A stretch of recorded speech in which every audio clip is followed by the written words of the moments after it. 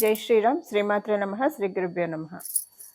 December 6వ తారీఖు నుంచి ఫిబ్రవరి 24వ తారీఖు వరకు కూడా భూమిపుత్రుడైన మంగళ్ వక్రగతిలోకి వెళ్తూ ఉన్నారు. డిసెంబర్ 6వ తారీఖు నుంచి 2024 డిసెంబర్ 6వ తారీఖుకి ఆయన వక్రగతిలోకి వెళ్తున్నారు. 2025వ సంవత్సరం ఫిబ్రవరి 24వ తారీఖు మంగళ్ వక్రత్యాగం చేస్తున్నారు. తర్వాత కూడా అంటే ఇప్పుడు కర్కాటక రాశిలో ఈ వక్రారంభం మొదలైంది. మిథున రాశిలో ఆయన వక్రత్యాగం చేస్తారు. తర్వాత కూడా ఏప్రిల్ 2 వరకు కూడా ఆయన మిథున రాశిలోనే సంచారం సాగించి అంటే 2025 ఏప్రిల్ 2వ తారీఖు వరకు మిథున రాశిలోనే ఆయన సంచారం సాగించి తర్వాత కర్కాటక రాశిలోకి వస్తారు.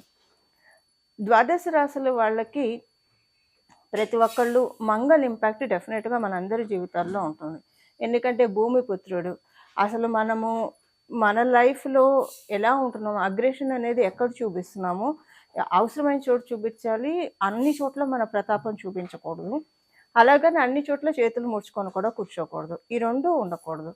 ఎవరికైతే మంగళ బ్యాలెన్స్గా ఉంటారో ఎక్కడైతే వాళ్ళు అవసరమైన చోటే వాళ్ళ ఇది చూపిస్తారంటే వాళ్ళ ఫైర్ అవసరమైన చోటు చూపిస్తారు. అనవసరమైన చోట చాలా కామన్ స్టేబుల్ సెటిల్డ్గా ఉంటారు. ఇది మంచి మంగళ మనకు అందించే ఇది. అదే ఒకవేళ మంగళ ఎవరి దాంట్లో అయినా పాడైపోయి ఉంటే ప్రతి దానికి యుద్ధమే, అంటే ప్రతి దానికి సంఘర్షణ ఎక్కువ ఉంటుంది వాళ్ళకి లైఫ్లో. అనుకోకుండా వాళ్ళకి లైఫ్లో గొడవలు కూడా ఎక్కువగా ఉంటాయి. ప్రతి ఒక్కళ్ళతో విభేదాలు ఉంటాయి, గొడవలు ఉంటాయి, మనస్పర్ధలు ఉంటాయి. ఏ ఒక్క రిలేషన్లో కూడా ప్రశాంతంగా ఉండదు. ప్రతిదీ కూడా డిస్ప్యూట్స్ తోటి ఇష్యూస్ తోటి ఉంటుంది. ఇది జనరల్ పాయింట్స్ నేను చెప్పేది. ఇప్పుడు మంగళ్ మనకి కర్కాటక రాశిలో ఉండి వక్రగతిలోకి వెళ్ళడం అనేది చాలా విశేషాంశము. దానికి కారణం ఏంటంటే కర్కాటక రాశిలోనూ ఆయన నీచ స్థితి పొందుతాడు. ఎప్పుడైనా ఒక నీచ రాశిలో నీచపడ్డ గ్రహం కనుక వక్రగతిలోకి వెళ్ళిందంటే అది ఉచ్చగ్రహంతో సమానమైన ఫలితాన్ని ఇస్తుంది.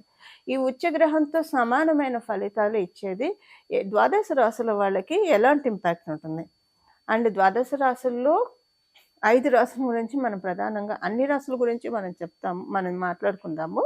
5 రాశుల గురించి ప్రధానంగా మాట్లాడుకుంటే మేషరాశి, కర్కాటక రాశి, సింహరాశి, వృశ్చిక రాశి, మకర రాశి. ఈ 5 రాశుల వాళ్ళకి ఇంకా స్పెషల్ ఇంపాక్ట్ ఉంటుంది. ఆ స్పెషల్ ఇంపాక్ట్ అందరికీ స్పెషల్ ఇంపాక్ట్ ఉంటుంది.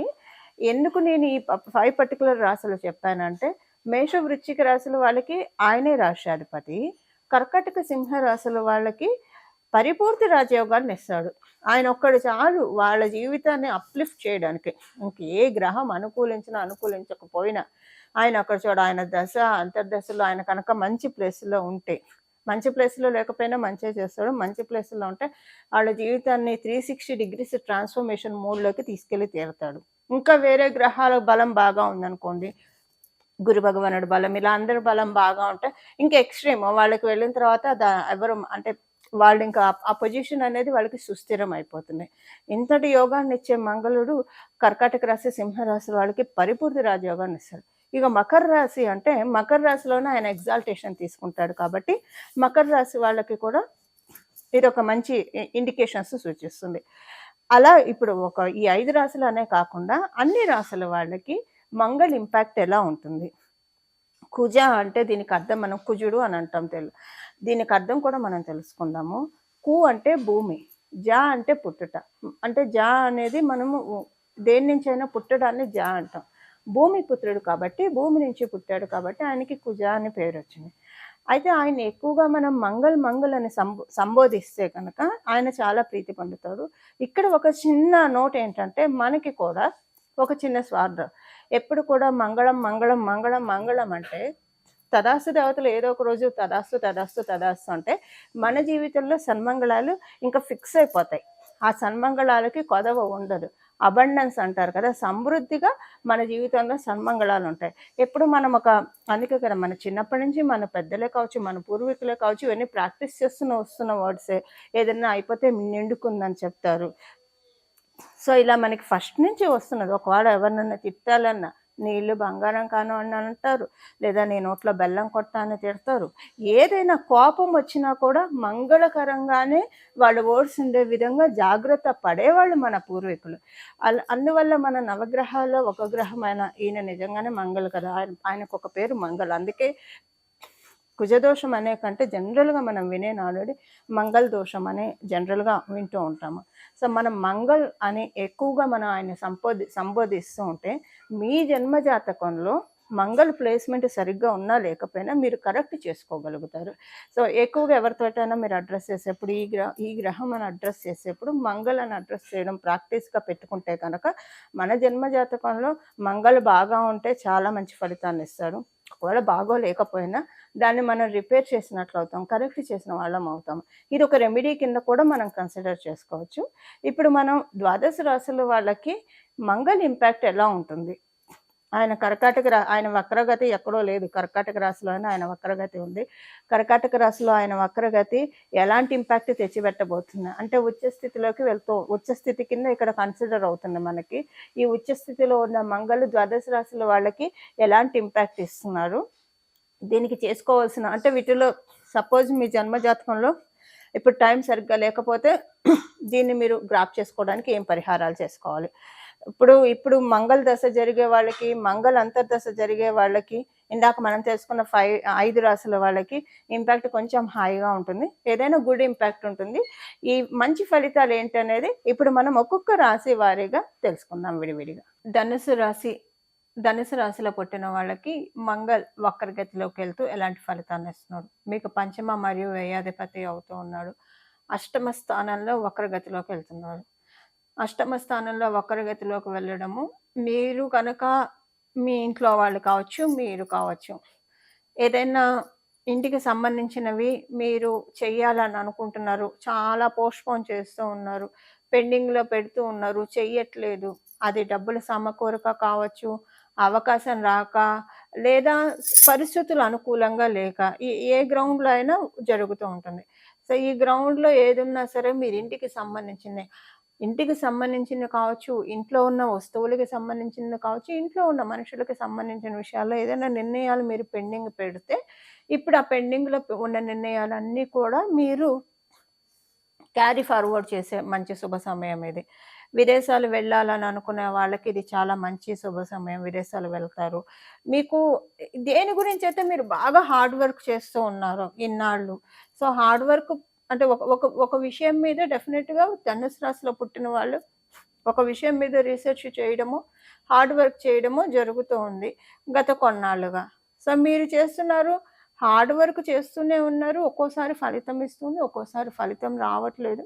ఇప్పుడు దాంట్లోంచి మిమ్మల్ని కంప్లీట్గా బయటికి తేవాలని మంగళ్ ఇప్పుడు ఆశీర్వదిస్తున్నాడు, బయటికి తేవడానికి ఆశీర్వదిస్తున్నారు. దేని గురించి అయితే మీరు విశేషంగా కృషి చేస్తూ ఉన్నారో, మీ విశేష కృషికి తగిన విశేష గౌరవము, విశేష గుర్తింపు మీకు అందజేస్తూ ఉన్నారు మంగళ ఇప్పుడు. ఆ విధంగానే మిమ్మల్ని ఆయన ఇప్పుడు కరుణిస్తున్నాడు. కమ్యూనికేటివ్ ఫీల్డ్స్లో ఉన్న వాళ్ళకి, సాఫ్ట్వేర్ రంగంలో ఉన్న వాళ్ళకి, జర్నలిస్టులకి, వీళ్ళందరికీ కూడా చాలా మంచి శుభ సమయము. ప్రింట్ మీడియాలో ఉన్నవాళ్ళు మీరైతే కనుక మీకు కూడా చాలా మంచి శుభకాలం అని చెప్పాలి మంగళ యొక్క ట్రాన్సిట్. అలాగే మీకు మీ తల్లిగారి తరఫు నుంచి ఏదైనా ఆస్తిపాస్తులు రావడానికి, లేదా ఏదైనా అమౌంట్ మీకు రావాల్సింది ఉంటే అవన్నీ మీకు ఈ టైంలో రావడానికి చాలా చక్కటి అవకాశం ఉంది. సపోజ్ ఇలాంటిది ఏం లేదు, మా తల్లిగారి నుంచి మాకేమి రావక్కర్లేదు అని అనుకుంటే, మీకు మీ ఇంట్లోని వాళ్ళకి ఎవరికైనా ఏదైనా ఒక మంచి మార్పు జరుగుతుందండి. సపోజ్ మీ ఇంట్లో ఉన్న అంటే ఉద్యోగం చేసేవాళ్ళైతే, వ్యాపారం చేసేవాళ్ళైతే ఏదో ఒక మంచి మార్పు వాళ్ళకొస్తుంది. అలాగే విద్యార్థినులు మీ ఇంట్లో ఎవరైనా ఉంటే వాళ్ళకి సంబంధించిన ఏదో ఒక గుడ్ న్యూస్ వింటారు. ఇలాంటివి ఏవైనా ఉంటాయి. సపోజ్ మీకు ఆడపిల్లలు ఉండి వాళ్ళు మెచ్యూర్ స్టేట్‌కి వచ్చారనుకోండి, అంటే సమర్థయ్యే వయసులో ఉంటే కనుక ఇప్పుడు అది రావడానికి ఛాన్స్ ఉంది. ఈ వక్రగతిలో ఛాన్స్ ఉంది.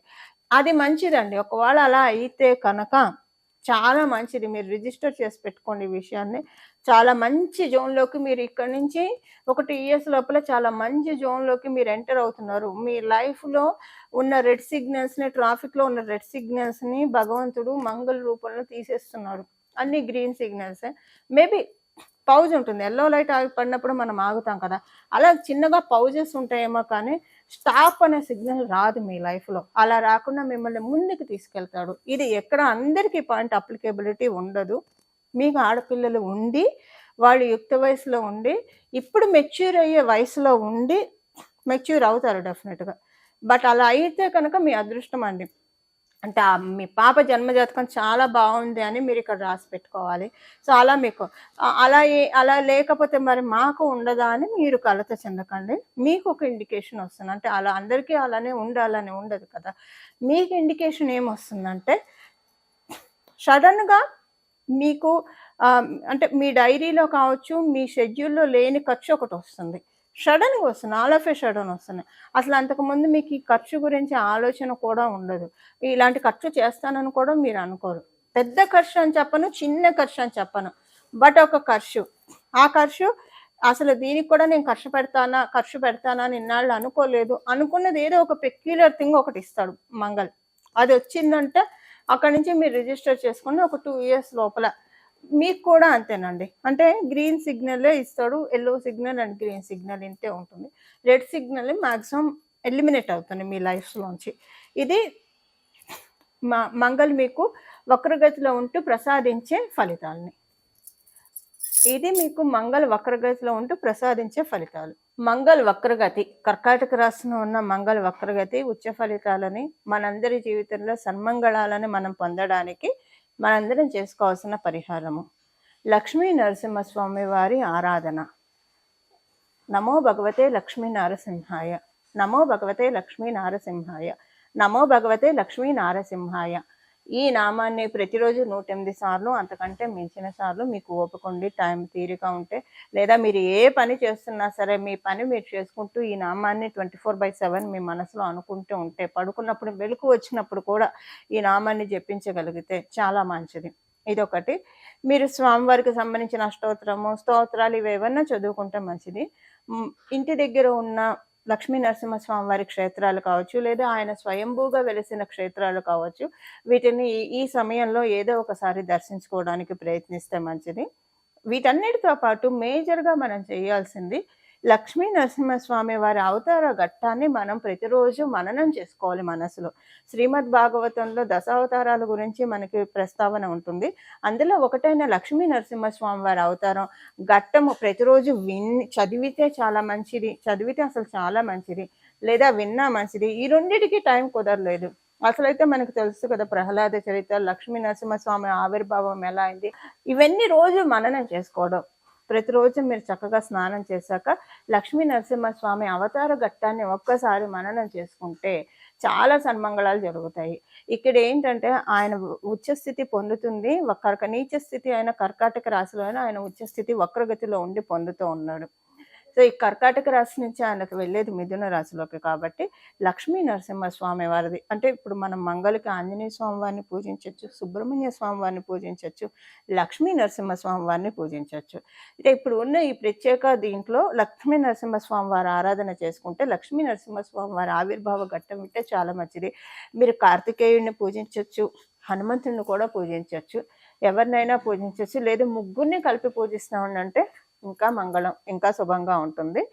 ఈ విధంగా ఈ వక్ర గతిలోకి అంటే డిసెంబర్ 6 నుంచి ఫిబ్రవరి 22 ఆ తర్వాత కూడా కంటిన్యూ చేయండి. ఏప్రిల్ వరకు కనీసం కంటిన్యూ చేయడానికి ప్రయత్నించండి. ఎందుకంటే మిథున రాశిలో నుంచి ఆయన కర్కాటక రాశిలోకి రావడానికి ఏప్రిల్ 1st వీక్ పడుతుంది కాబట్టి వినడానికి, చదవడానికి లేదా మననం చేసుకోవడానికి ప్రయత్నించండి. నామాల్ని జపించండి. మీరు స్నానం చేసిన వెంటనే బీజాక్షరాలు చేసి బీజాక్షరాలు చేసుకొని మంత్ర జపం చేసుకోవచ్చు. ఇంకా డే అంతా మనం ఎక్కడ ఉన్నా, ఏ ప్రదేశంలో ఉన్నా జపించాలంటే నామం ఉత్తమము. సో డే అంతా మనము అంటే ఒక పూజా గదిలోనే స్నానం చేసిన అరగంటో, గంటో అని కాకుండా డే అంతా కూడా మనం భగవంతుడితోటి కనెక్ట్ అయి ఉండాలి. రోజంతా కూడా మనం వృధాగా చేసుకోకుండా భగవంతుడి నామాన్ని మనసులో జపించుకోవాలి. మానసిక జపానికి ఎటువంటి దోషాలు ఉండవు. సో ఈ విధంగా కనుక మనం జపించుకుంటే మన జీవితంలో సన్మంగళాన్ని తెచ్చిపెడతారు. ప్రత్యేకించి ఇప్పుడు మంగళ దశ జరిగే వాళ్ళు, మంగళ అంతర్దశ జరిగే వాళ్ళకి ఇది మంచి ఇంపాక్ట్ ఉంటుంది. దీన్ని మనం చక్కగా క్యాష్ హోల్డ్ చేసుకోవడానికి ప్రయత్నిద్దాము. మన జీవితంలోకి సన్మంగళాన్ని మనం ఆహ్వానిద్దాము. సన్మంగళాన గంటికల్ని మన జీవితంలో మనం మోగిద్దాము. ఇలా మనందరం మోగించాలని చెప్పి నేను కూడా మనందరి తరఫున లక్ష్మీ నరసింహస్వామి వారిని, ఆంజనేయ స్వామి వారిని మరియు సుబ్రహ్మణ్య స్వామి వారిని మనస్ఫూర్తిగా శరణు వేడుకుంటూ మంగళం. నమో భగవతే వాసుదేవాయ.